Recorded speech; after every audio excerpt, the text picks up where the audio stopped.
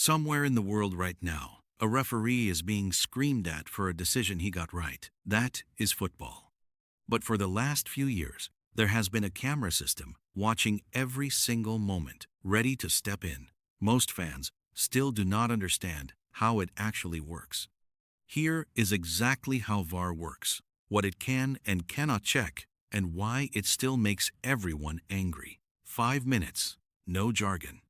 VAR stands for Video Assistant Referee. It is a team of referees sitting in a separate room, watching multiple camera angles of every moment of the match in real time.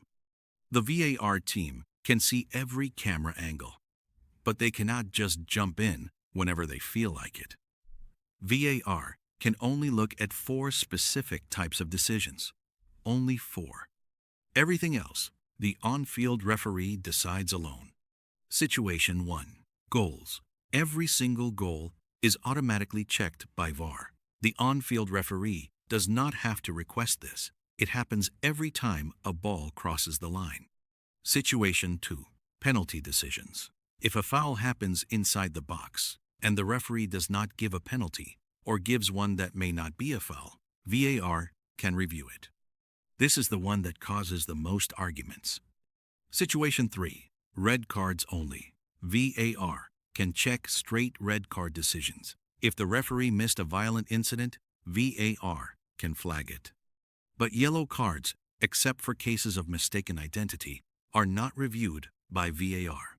Only red. Situation 4. Mistaken identity. If the referee gives a card to the wrong player, VAR can correct that. Only that. Not the card itself being harsh or soft. Just whether it went to the right person. So that is it. Goals, penalties, red cards, mistaken identity, everything else, the referee decides alone. Offside, only checked if it is connected to a goal or penalty situation.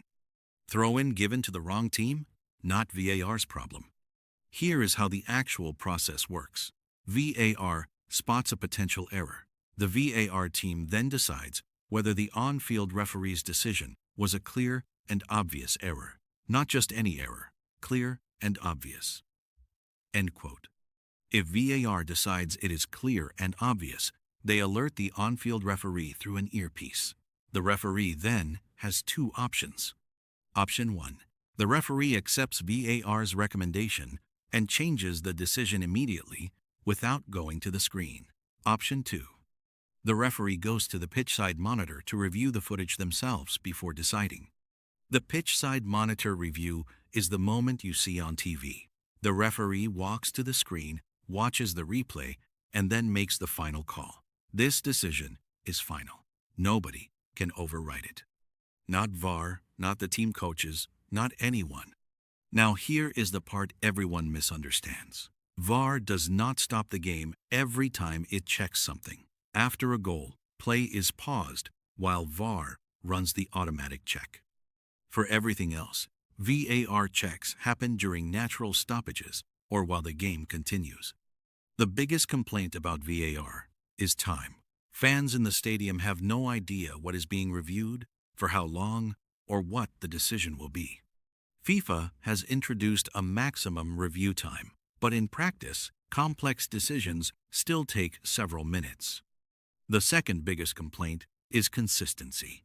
The same foul can result in a penalty one week and nothing the next. VAR has not fixed inconsistency. It has just added more cameras to it. The offside VAR check is the most technical. VAR draws digital lines through the body of the attacking player at the exact moment the ball is played. If any single body part that can legally score a goal is ahead of the last defender, it is offside. Any part. In 2026, FIFA has also expanded VAR to cover second yellow cards. Previously, only straight reds were reviewed. Now, if VAR believes the second yellow was a clear error, it can intervene. More VAR, not less. So, does VAR work? It corrects clear errors.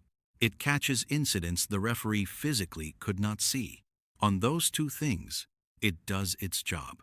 The problem is everything around it. 4 situations. two options, one final decision. That is VAR.